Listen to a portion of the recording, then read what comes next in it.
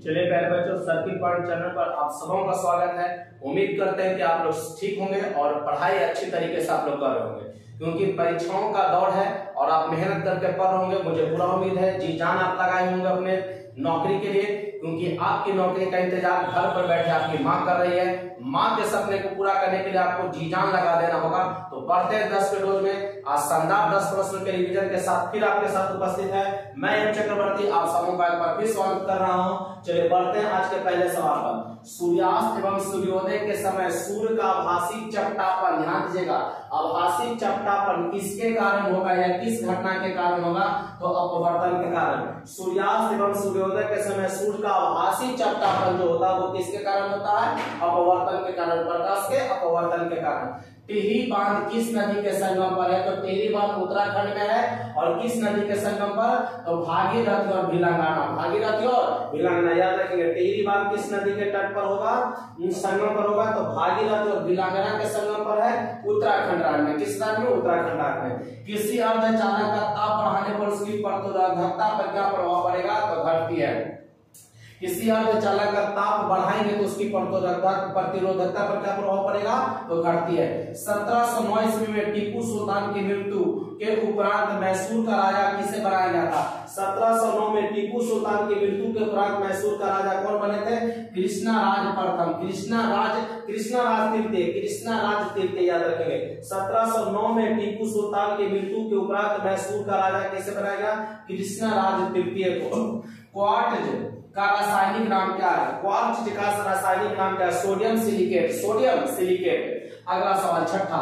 प्रत्येक राज्य से राज्यसभा के लिए चुने जाने वाले सदस्यों की संख्या किस अनुसूची द्वारा निर्धारित होती है? तो चौथी अनुसूची। यह कहेगा कि राज्यसभा के संख्या का प्रतिनिधित्व, राज्यसभा में सदस्यों की संख्या का जो प्रतिनिधित्व होता है किस अनुसूची के आधार पर? तो चौथी अनुसूची। कौन अनुसूची? चौथी अनुसूची, याद रखेंगे।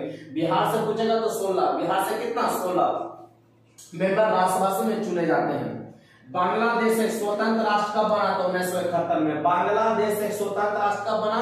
1971 में। पूछेगा बांग्लादेश एक स्वतंत्र राष्ट्र कब बना? तो 1971 में। अब बांग्लादेश का पुराना नाम पूछेगा तब पूर्वी बंगाल। बांग्लादेश का पुराना नाम या पूर्व नाम? तब पूर्वी बंगाल था। पूर्वी बंगाल, पूर्वी पाकिस्तान, पूर्वी पाकिस्तान, पूर्वी बंगाल था, वही पूर्वी पाकिस्तान बनता है। और फिर वही पूर्वी पाकिस्तान फिर क्या बन जाता है? बांग्लादेश बन जाता है। कौन सा एंजाइम मानव शरीर में स्टार्च के पाचन से संबंधित है? कौन सा एंजाइम मानव शरीर में स्टार्च के पाचन से संबंधित है? एमाइलेज। कौन सा? एमाइलेज।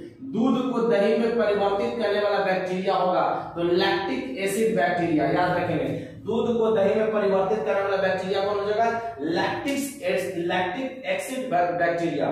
परमाणु रिएक्टर में ग्रेफाइट का प्रयोग किस रूप में करेंगे? तो मंदक के रूप में। परमाणु रिएक्टर में ग्रेफाइट का उपयोग किस रूप में किया जाता है? मंदक के रूप में। 10 को एक बार फिर फटाफट हम लोग देख लेते हैं। सूर्यास्त एवं सूर्योदय के समय सूर्य का आभासी चपटापन किसके कारण? तो अपवर्तन के कारण। टिहरी बांध किस नदी के संगम पर? तो भागीरथी और भिलंगाना। किसी अर्धचालक का ताप बढ़ाने पर उसकी प्रतिरोधकता पर क्या प्रभाव पड़ेगा? तो घटती है।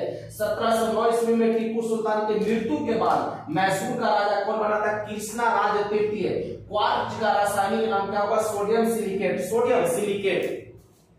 प्रत्येक राज्य से राज्यसभा के लिए चुने जाने वाले सदस्यों की संख्या किस अनुसूची में है? तो चौथी अनुसूची में। बांग्लादेश एक स्वतंत्र राष्ट्र कब बना? तो 1971 में। कौन सा एंजाइम मानव शरीर में स्टार्च के पाचन से संबंधित होगा? तो एमाइलेज। दूध को दही में परिवर्तित करने वाला बैक्टीरिया लैक्टिक एसिड होगा। परमाणु रिएक्टर में ग्रेफाइट का प्रयोग किस रूप में किया जाता है? तो मंदक के रूप में। तो बच्चों शानदार 10 प्रश्नों का रिवीजन आपके सामने रहा। तो मिलता है कल के वीडियो में, तब तक के लिए जय हिंद, जय भारत, बेस्ट ऑफ लक।